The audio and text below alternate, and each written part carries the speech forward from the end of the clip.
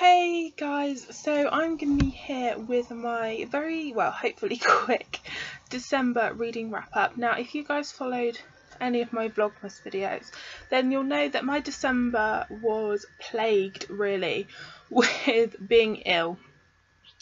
Literally, I was sick for pretty much the whole of December with one thing or another.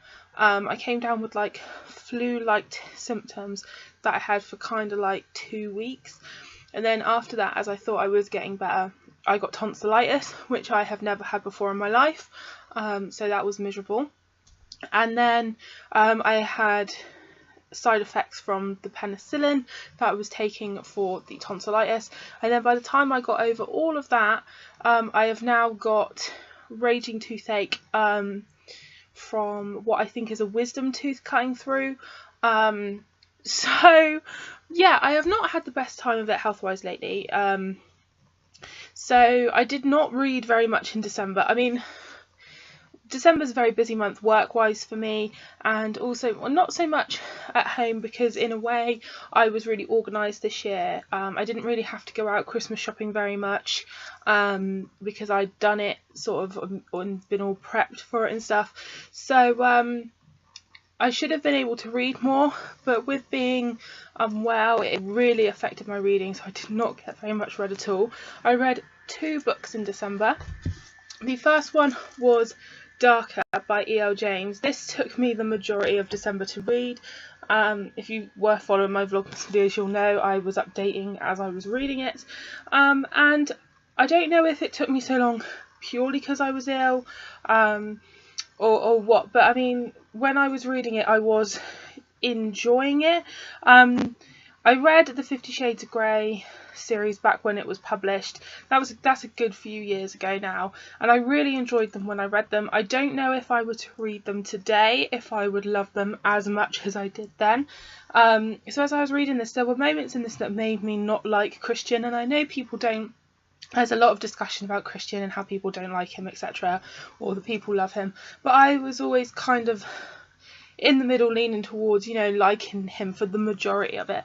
There were some bits in this where I was like, really, not sure. I do enjoy getting his point of view though, because I tend to like books where you have alternating perspectives, and I think that the 50 Shades of Grey series is one where it's really nice to get his perspective. It answers some questions. I'm really hoping she must be planning to bring out the 3rd book in his point of view, which I will read. I will say I'll probably give this 4 out of 5. But yeah, so I managed to get that one read, and then the only other book that I read, but I am super glad that I read it, was A Wallflower Christmas, a novel by Lisa Kleypas. I think calling it a novel is a stretch. It's more of a novella. It's very short. It's like, let's see how many pages. It's just over 200 pages.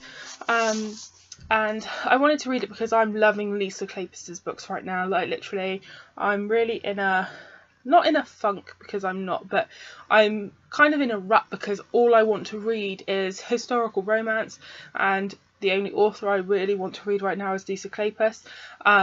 Loving her books. So I really wanted to read a Christmassy book over Christmas, so I was really happy that this arrived in time for me to read. It's not a full-length novel, but what you do get to see some characters in here from her Wallflower series, which is what I'm reading at the moment. I've kind of read, this should be really read after the series is finished, but I couldn't wait because I wanted to read it over Christmas. So you get to see some characters from that series, little scenes here and there, but the main story is about Rafe and Hannah. It's just really quite a cute book. I do wish actually that it wasn't a novella and it had been fleshed out into a full novel, because as much as I liked the characters, there is very much an opposites attract story.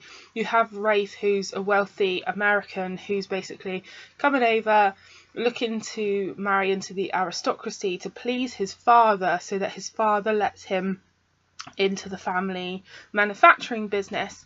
Hannah is a poor relation of a wealthy sort of titled aristocratic family. She acts as her cousin's companion, because she's, you know, the poor relation, and sparks immediately fly between her and Rafe. They very much kind of, she intrigues him and he gets her sort of riled up and all argumentative. The only thing is, where it's so short, it very much swings for me. Like, 1 minute Hannah dislikes him, the next she loves him. I wish that there was more development of that, because I love the characters and I do think they work well together, but where it's short, and obviously there are a few other scenes in here with other characters from other novels, so I just don't think their romance was done justice. I feel like it needed to be fleshed out a little bit more, but overall I still loved it and it was great to read over Christmas. So I'll probably give it sort of 4.5, 4 out of 5, along those lines. So that's everything I read in December. I'm really hoping that I get more read in January. I can't get my words out today. It's where I've numbed half my mouth. I'm hoping I get more read in January. It will probably be more historical romance, although I have got my eye on a couple of other things to read, but we'll see if I'm still in this historical reading mood, because it doesn't feel like it's going anywhere. I'm really enjoying historical romance right now. And if you guys have followed my channel for a long time, you'll know that I've always loved historical romance. It's kind of like my favourite genre. So that's everything, guys. Like I say, I hope I get more read in January, and I will see you all soon. Happy reading.